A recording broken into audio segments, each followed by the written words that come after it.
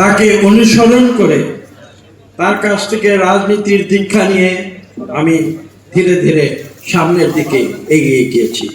আজকে সে কথা আমি সকলের সামনে অকপটে উল্লেখ করছি।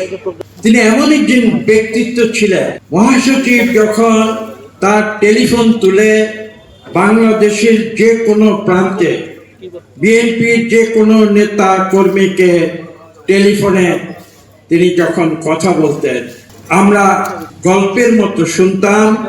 অপর প্রান্তে যে টেলিফোন ধরত সে তখন তাৎক্ষণিকভাবে ব্যারিস্টার সালাম তালুকদারকে সম্মান দেখানোর জন্য টেলিফোন হাতে নিয়ে সে দাঁড়িয়ে পড়ত।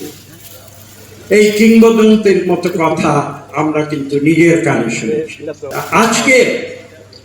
আজকে রাজনীতি কোন পর্যায়ে এসেছে, রাজনীতির নেতা কর্মীদের মধ্যে সম্পর্ক কোন পর্যায়ে গিয়েছে সেটা আপনারা বিবেচনা করবেন।